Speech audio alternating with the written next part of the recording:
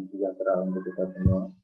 Pada video kali ini kami akan mempresentasikan tugas pembuatan proposal penelitian di bidang data mining.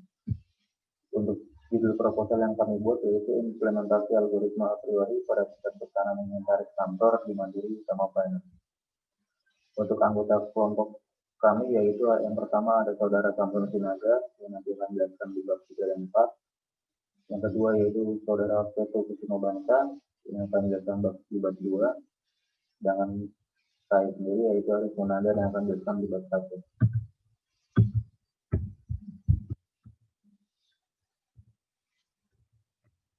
Yang pertama latar belakang masalah.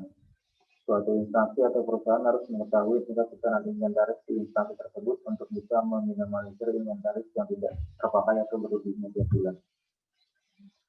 Mandiri Utama Finance sendiri merupakan perusahaan yang bergerak di bidang sektor pembiayaan multiguna untuk melayani masyarakat Indonesia dengan cara pembayaran cicilan atau angsuran per bulan. Di mana juga merupakan salah satu anak perusahaan bank terbesar di Indonesia, yaitu Bank Mandiri Tbk, dengan cabang-cabang yang tersebar di seluruh Indonesia. Data permintaan perangkat, terutama perangkat keras selama ini tidak tersusun dengan baik dikarenakan sering kurangnya atau berbeda permintaan, sehingga cabang maupun kantor pusat yang melakukan permintaan barang harus menunggu barang tersebut dikarenakan tidak sesuai dengan permintaan. Hal inilah yang menjadi dasar pengolahan data mining pada permintaan perangkat tersebut. Adapun algoritma yang kami gunakan yaitu algoritma a priori termasuk jenis aturan asosiasi pada data mining. Algoritma a priori yang bertujuan untuk menemukan frekuensi item set yang di-request oleh cabang maupun kantor pusat sehingga mempermudah dalam pengadaan barang atau perangkat. Analisa a priori didefinisikan suatu proses untuk menemukan semua aturan a priori yang memenuhi syarat minimum untuk support dan syarat minimum untuk confidence. Selain itu, metode algoritma a priori sangat mudah digunakan dan diharapkan dapat menghasilkan data yang diinginkan. Selain itu, metode a priori ini dapat digunakan dalam pola penjualan dan dapat dimengerti oleh masyarakat. Yang selanjutnya yaitu maksud dan tujuan. Adapun maksud dari pembuatan proposal ini adalah agar terciptanya suatu keputusan dalam hal pengadaan barang yang sesuai dengan permintaan dan perhitungan barang. Dengan tujuannya yaitu untuk mengetahui sejauh mana algoritma a priori dapat membantu dalam perhitungan inventarisasi perangkat, terutama perangkat keras, dan membantu perusahaan untuk mengetahui barang apa saja yang sering direkrut oleh cabang maupun kantor pusat Mandiri Utama Finance selama kurun waktu 1 tahun. Yang selanjutnya yaitu ruang lingkup. Ruang lingkup berfungsi untuk membatasi pembahasan pada pokok permasalahan saja. Untuk ruang lingkup pada penelitian ini yaitu mencakup pada PT Mandiri Utama Finance, terutama dalam inventarisasi perangkat kerja. Untuk selanjutnya, presentasi di bab 2 akan dilanjutkan oleh saudara Peto Kusuma Bangsa.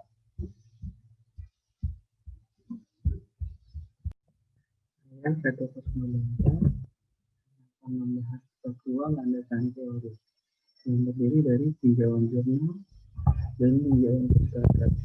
Tinjauan pustaka sebagai referensi setiap materi yang berkaitan pada jurnal. Adapun beberapa poin dari tinjauan pustaka. Yang pertama adalah KDD atau Knowledge Discovery in Database. Yang kedua adalah data mining. Yang ketiga analisis asosiasi. Yang ketiga algoritma a priori. Untuk tinjauan jurnal, adapun beberapa penelitian menggunakan model pohon keputusan algoritma a priori untuk memprediksi berdasarkan data histori.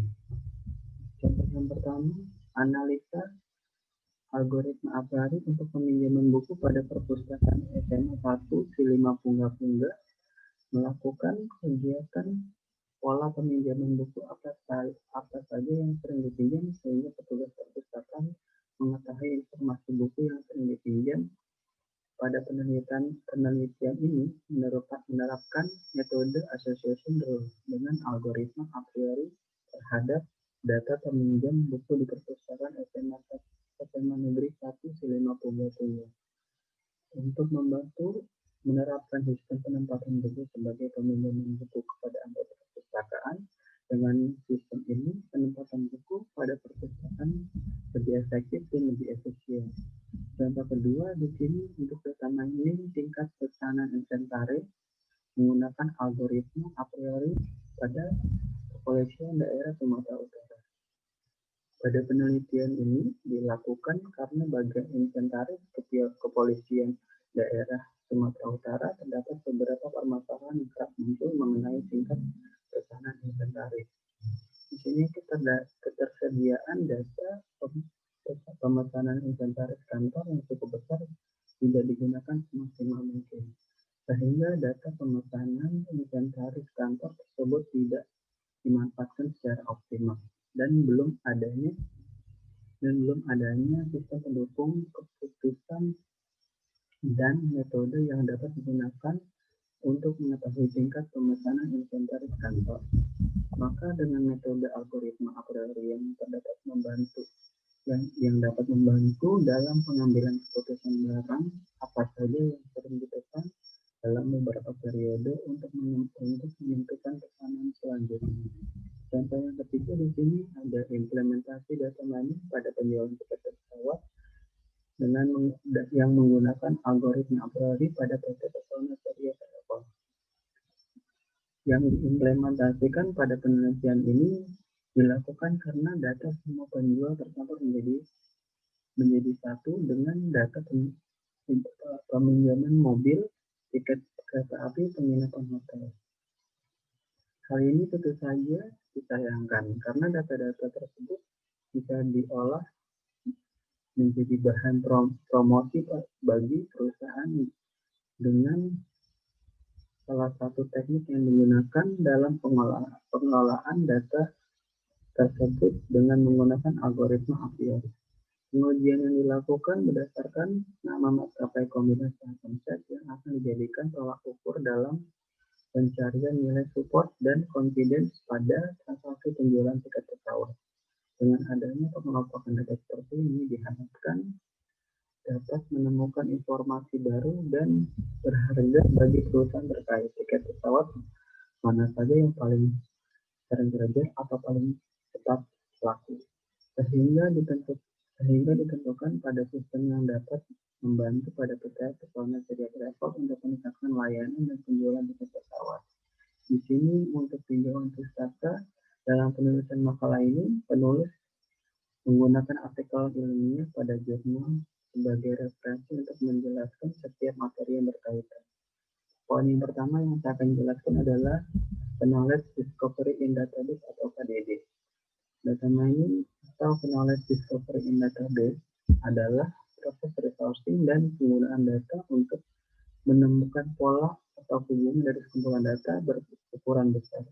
Hasil dari data mining dapat digunakan sebagai evaluasi pengambilan keputusan di masa depan. Misalnya penggalian data dan penemuan pengetahuan dalam basis KDD sering digunakan sebagai cara bergantian untuk menggambarkan proses penggalian informasi tersembunyi pada sebuah database besar. Sebenarnya istilah tersebut memiliki konsep yang berbeda, tetapi saling terikat satu sama lain. Salah satu tahapan dalam proses KDD adalah data mining. Yang selanjutnya akan saya bahas di poin kedua adalah data mining. Data mining sebagai proses menemukan informasi yang berguna dari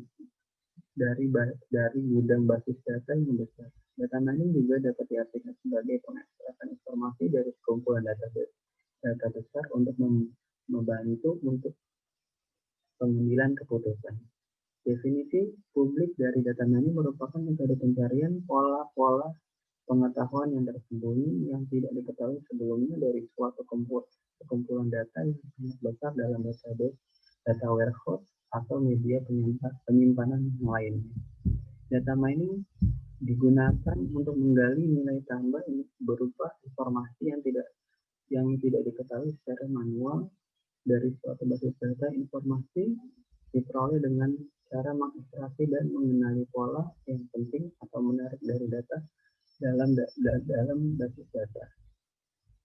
Poin yang ketiga saya akan membahas analisis asosiasi. Di sini analisis asosiasi sebagai penambangan atau aturan asosiasi penambangan adalah teknik penambangan data untuk menemukan aturan hubungan antar kombinasi elemen.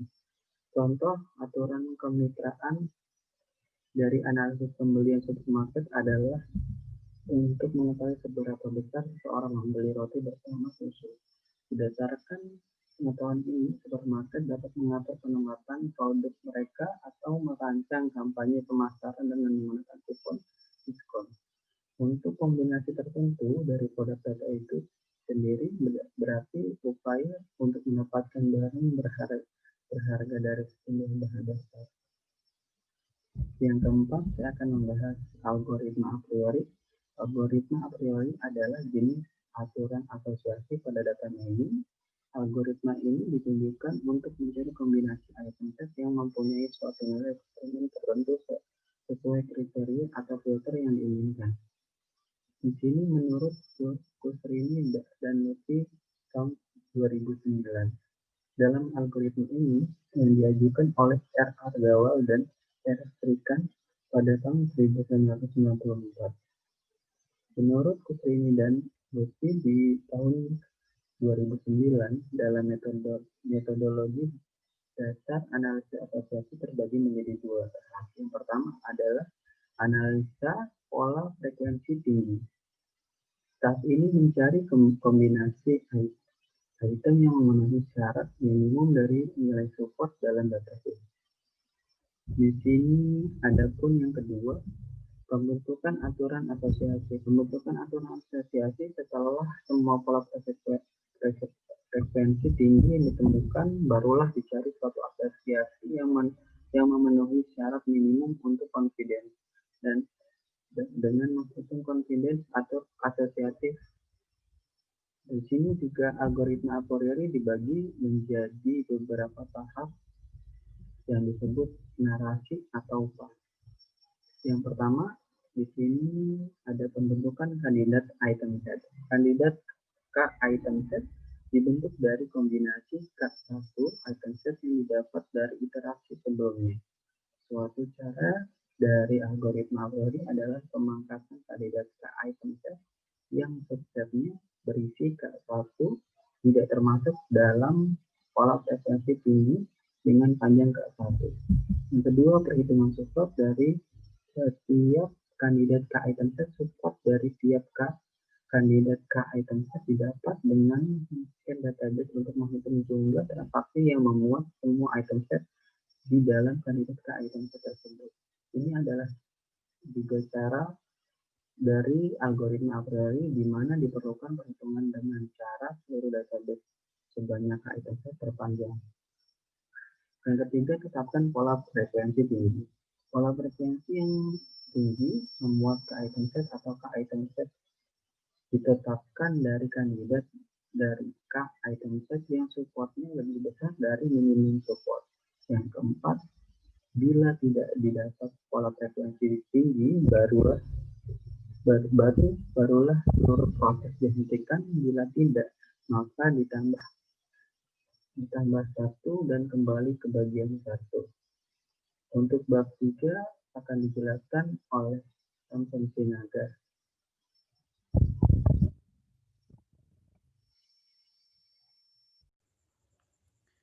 Oke, di sini saya akan coba membahas tentang metodologi penelitian dari penelitian yang kita buat, yaitu pertama permasalahan. Di sini permasalahannya yaitu karena permintaan barang yang di request cabang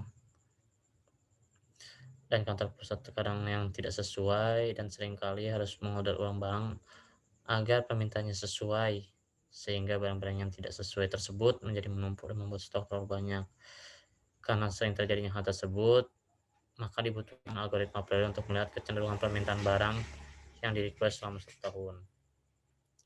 Tujuan dari penelitian ini yaitu mencari data selama 1 tahun tentang perangkat apa saja yang sering keluar atau cenderung di request sehingga dapat membantu dalam mengambil keputusan. Adapun inputan yang digunakan yaitu menggunakan data permintaan barang dari tahun 2019 hingga 2020. Sedangkan metodenya sendiri yang digunakan yaitu algoritma a priori. Hasil yang diharapkan yaitu menghasilkan sistem yang mampu mengetahui hubungan dan kombinasi item yang paling sering di-request oleh cabang maupun kantor pusat sehingga dapat dijadikan sebagai informasi yang berharga untuk mengambil keputusan dalam penyediaan barang selanjutnya. Selanjutnya, instrumen penelitian berdasarkan teknik pengumpulan data dokumentasi, maka instrumen yang digunakan dalam penelitian ini adalah daftar atau tabel. Sedangkan metode pengumpulan datanya menggunakan dua data. Yang pertama yaitu data primer, di mana data primer sendiri kita melakukan wawancara. Yang kita lakukan adalah mewawancarai salah satu section head, network and desktop atau NDO, yaitu Bapak Haldi Kurnia Putra, dengan pembahasan wawancara mengenai data-data dan cara permintaan serta stok tersedia. Lalu data sekunder, dalam data sekunder ini kita mengambil datanya menggunakan buku referensi dan jurnal. Selanjutnya data set. Populasi dalam penelitian ini data pemesanan barang-barang yang sudah dibuat melalui Excel. Sedangkan metode penelitian sampel yang digunakan yaitu data selama 1 tahun permintaan barang yang sudah dilakukan dari bulan September 2019 sampai dengan Agustus 2020. Metode analisa data. Analisa data yang digunakan sebenarnya ini hanya penjelasan, yaitu analisa data merupakan bagian terpenting dalam penelitian ilmiah dikarenakan dengan melakukan analisis data tersebut dapat diberi arti dan makna yang berguna dalam suatu penyelesaian masalah. Dan algoritma yang digunakan yaitu algoritma a priori, yang merupakan salah satu jenis aturan asosiasi pada data mining yang menerangkan asosiasi terhadap beberapa atribut yang disebut affinity analysis atau market basket analysis. Analisis asosiasi atau association rule mining adalah cara data mining untuk menemukan aturan suatu kombinasi item. Hasil dan pembahasan. Di sini kita akan membahas analisa data. Mengacu dari data permintaan barang dari bulan September, maka data item di request disusun selama 12 bulan dan diperoleh data sebagai berikut. Nah, nomor di sini yaitu merupakan bulan, yang dimana nomor 1 yaitu bulan November dan diurutkan sampai dengan bulan 12.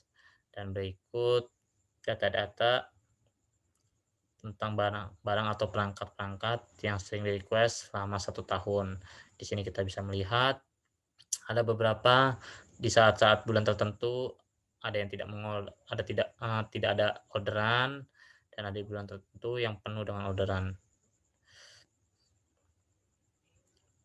Maka dari data yang kita telah buat tadi akan kita buat sebagai tabulasi data. Data yang disusun selama 1 tahun akan diubah ke dalam bentuk tabel tabular yang berguna untuk mempermudah dan mengetahui berapa banyak item yang di-request. Maka di sini kita akan menggunakan bilangan biner untuk representasinya, di mana angka 1 pada isian tabulasi merupakan simbol bahwa barang atau item tersebut di-request selama 1 tahun, sementara angka 0 adalah kebalikannya, yaitu barang atau item tersebut tidak di-request. Dan berikut tabulasi data yang sudah dibuat. Bisa kita lihat di sini selama 1 tahun ada yang jadi request sama seperti yang sudah kita bahas tadi di slide sebelumnya. Oke, selanjutnya setelah kita membuat tabulasi data, kita akan melakukan pembentukan item set, di mana proses pembentukan item set sendiri. Item set ini yang pertama kita buat yaitu menggunakan 1 item set dengan nilai minimum support 40% dari 12 bulan pemesanan menggunakan rumus support A sama dengan jumlah transaksi mengandung A dibagi total transaksi. Maka didapatkan nilai support sebagai berikut. Bisa kita lihat di sini PC plus monitor dengan jumlah yang dihasilkan 9. Ini kita dapatkan dari sebentar. Nah, dari sini kita hitung dari PC plus monitor. Ini selama 1 tahun dia berapa kali muncul. Nah, kita bisa lihat di sini dari bulan pertama 1, 2, 3, 4, 5, 6, 7, 8, 9. Maka di sini selama 1 tahun ini PC plus monitor itu muncul 9 kali. Begitu juga selanjutnya PC monitor bisa kita hitung di bulan pertama dia dapat 0 atau tidak ada request, di bulan kedua juga, lalu di bulan 3 1, 2, 3, 4, dan 5. Begitu juga seterusnya. Maka hasil yang bisa kita dapatkan seperti tadi, berikut hasilnya. Nah, support yang didapat ini yaitu dengan menggunakan rumus yang ada di atas. Rumus ini yaitu jumlah transaksi A mengandung A dibagi total transaksi. Total transaksi ini yaitu 12 bulan. Nah, jadi kita menggunakan rumus tersebut yaitu 9/12 dikali 100, maka kita dapatkan 75%. Begitu juga selanjutnya yaitu dengan 15 dibagi 12 dikali 100 kita dapatkan hasil 41,66. Setelah kita mendapatkan hasil support tersebut, support ini dengan acuan minimum support 40% yang kita dapat. Nah, karena nilai minimum support 40%, maka apabila ada yang di bawah nilai tersebut akan dieliminasi sehingga hasilnya berikut. Dari data ini dengan nilai support 40% kita bisa melihat ada beberapa yang di bawah 40% yaitu notebook A dan LX3110. Maka setelah kita eliminasi kita akan mendapatkan hasil sebagai berikut. Ya, ini hasil support 40% dengan perhitungan satu item set. Lalu setelah kita mendapatkan satu item set, kita buat lagi kombinasi 2 item set, di mana pembentukan frekuensi 2 item set dibentuk dari item atau produk yang memenuhi minimum support, yaitu 40% dengan cara menggunakan semua item ke dalam perhitungan pola kombinasi 2 item set untuk mendapatkan nilai supportnya seperti rumus di bawah ini, yaitu support A, B. Jumlah transaksi mengandung A dan B dibagi total transaksi dikali 100. Nah, setelah kita tahu rumusnya, maka dihasilkan data sebagai berikut. Yap, ini 2 item set, perhitungan 2 item set, yaitu PC monitor, TC monitor. Bisa kita kembali lagi ke tabel tabular. Nah, di sini perhitungan 2 item set yaitu PC monitor, TC monitor non WiFi, PC monitor notebook A, PC monitor notebook B, PC monitor LQ2190, PC monitor X3110, PC monitor M200, dan seterusnya. Untuk contoh pertama kita akan melihat 2 item set yaitu PC monitor plus TC monitor, di mana kita mencari pada bulan apa kedua perangkat ini muncul secara bersamaan. Di bulan pertama, di mana TC WiFi tidak ada request, dan di bulan kedua juga ada request. Lalu di bulan 3 muncullah data secara bersama, di mana PC monitor di bulan ketiga ada permintaan, dan begitu pula TC monitor ada permintaan. Lalu kita cari lagi di bulan berikutnya 2, di bulan 7 3, lalu di bulan 12 ada 4. Jadi hasil selama setahun PC monitor dan TC monitor WiFi itu muncul selama setahun 4 kali. Maka hasil yang didapat sebagai berikut.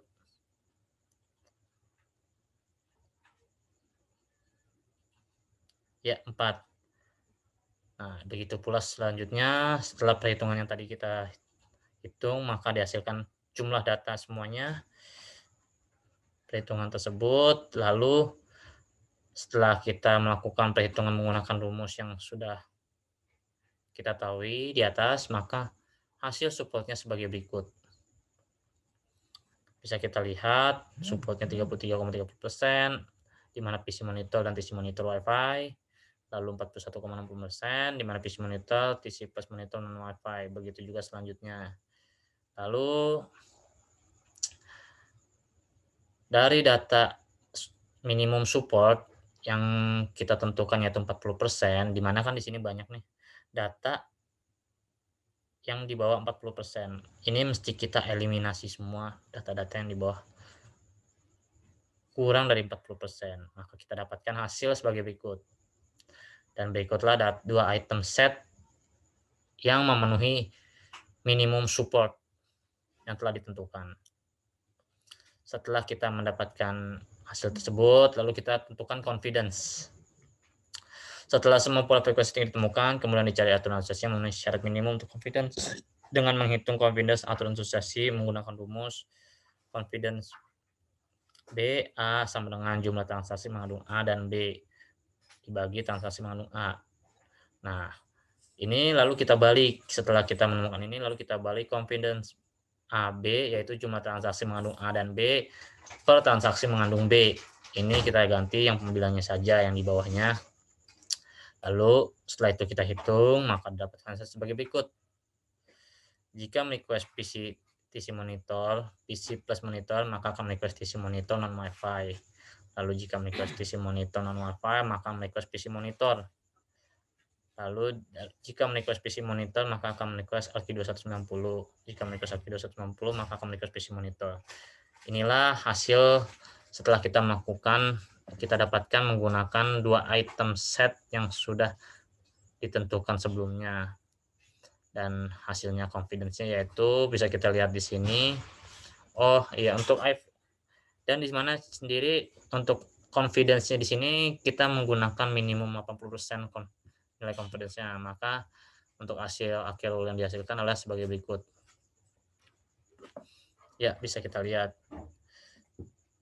Ini hasil dari yang tadi, hasil yang ini kita eliminasi, di mana confidence-nya tidak memenuhi syarat, yaitu PC monitor, maka akan request PC monitor ini tidak memenuhi syarat confidence, maka kita akan mengeliminasi, dan jika request PC monitor maka akan request ini juga tidak memenuhi confidence, maka hasilnya kita dapatkan seperti yang tadi. Lalu hasil pengujian. Di sini kita akan menguji hasil secara manual yang telah kita hitung menggunakan software RapidMiner. Nah, di sini kita langkahnya adalah menempatkan support dan confidence, yaitu di mana minimal support 0,4,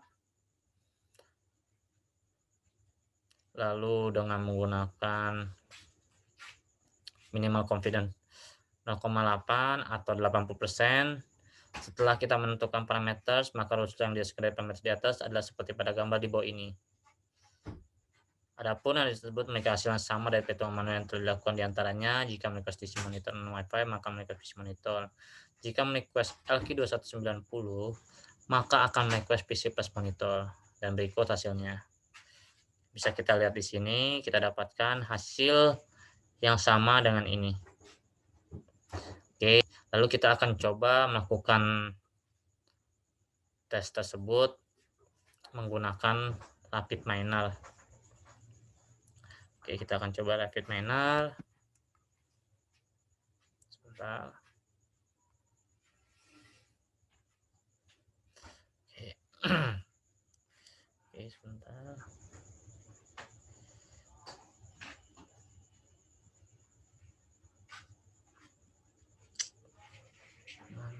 Share screen.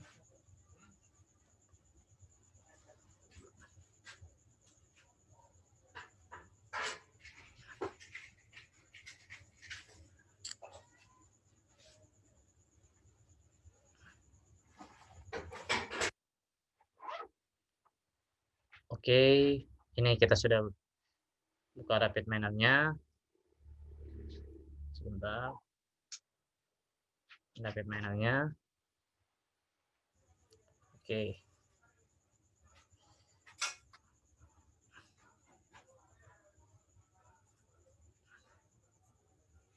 Sebentar. Ini saya taruh mana dulu sebentar. Oke, taruh sini aja sebentar. Oke. Oke, ini saya sudah buka menu lembar baru. Pertama-tama kita akan mengimport data, yaitu karena di sini data bentuknya Excel, kita akan masukkan data Excel tersebut. Oke.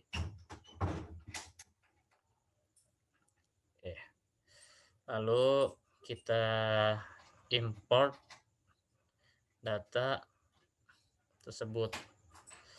Di sini saya simpan datanya di local disk D. Oke. Ya. Apa ini? Oke, sebentar. Tugas data ini. Oke, next. Oke, ini data yang sudah kita buat. Lalu tinggal kita next saja. Dan ini hasilnya, tinggal next saja. Nah, ini atributnya. Ya sudah, kita finish. Oke, setelah kita mendapatkan data tersebut, kita import data tersebut sudah masuk di sini. Oke, lalu kita pilih cari select atribut. Kita tarik select atribut. Oke. Kita masukkan select atribut, lalu kita klik select atribut tersebut. Kita ganti dengan subset. Lalu kita masukkan atribut yang kita import di sini. Inilah data-data yang nantinya akan kita olah, yaitu nama-nama perangkat yang sudah kita buat tadi di tabel Excel. Lalu kita pindahkan ke sebelah kanan, hanya perangkat-perangkat saja. Di sini ada bulan, ini tidak kita gunakan, kita hanya menggunakan yang sudah ada datanya, yaitu perangkat-perangkat tersebut. Kita pindahkan. Oke, kita pindahkan. Lalu kita oke. Setelah kita oke, lalu kita cari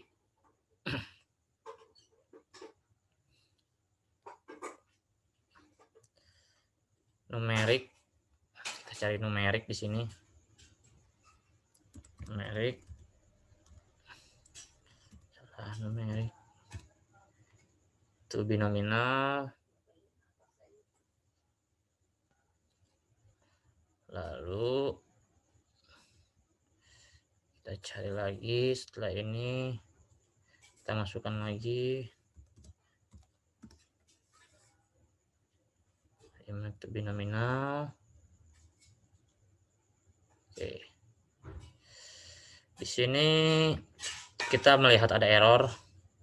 Ini karena kita harus menentukan value negatif dan positif, di mana presentasi negatif dan positif ini kita menggunakan pola bilangan biner, yaitu 1 dan 0, di mana negatif itu 0, positif itu 1.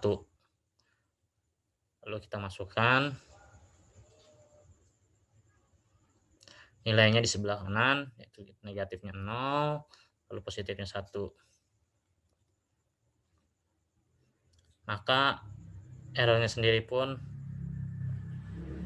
akan hilang. Sudah tidak ada errornya. Setelah itu baru kita masukkan kembali.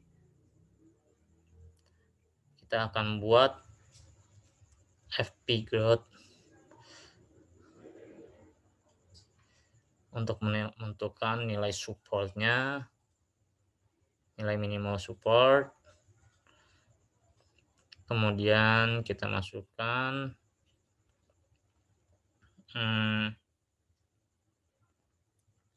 create association rule.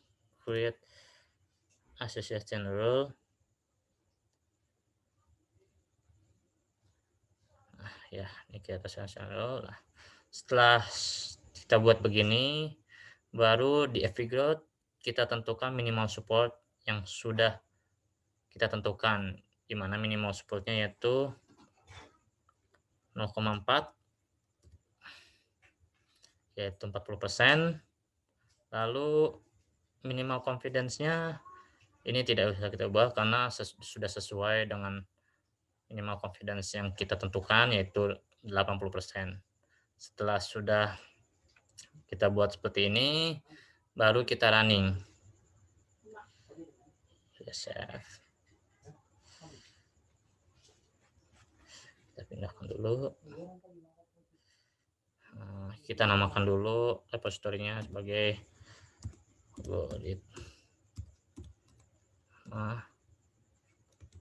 a priori. Oke, kita oke. Yes. Oke. Nah, ini sudah kita dapatkan. Lalu kita bisa cek apakah sama dengan perhitungan yang tadi kita hitung. Ya, di sini kita menemukan TC monitor dan LQ ini sesuai dengan minimum support dan confidence yang sudah kita tentukan, di mana jika kita membeli melakukan permintaan LQ2190, maka akan juga melakukan permintaan PC plus monitor dengan tingkat supportnya 0,583 dan kepercayaan 0,75. Inilah hasil dari apa yang kita lakukan, perhitungan di penelitian ini, dan sudah sesuai. Demikian presentasi kali ini. Adapun dari presentasi ini masih banyak kekurangan yang perlu diperbaiki dan mesti perlu ditingkatkan lagi, karena data ini akan semakin sulit jika kita melakukan perhitungan-perhitungan lebih dari setahun atau 2 tahun, datanya akan semakin banyak. Jadi akan lebih baik ke depannya untuk dilakukan kajian ulang. Oke. Kiranya demikian presentasi dari metodologi di bab metodologi bab 3 dan pembahasan bab 4 ini. Selebihnya jika ada kesalahan kata ataupun hal yang kurang dimengerti, mohon maaf karena masih banyak yang perlu diperbaiki juga. Oke. Dan demikian presentasi kali ini. Saya ucapkan terima kasih dan sampai jumpa.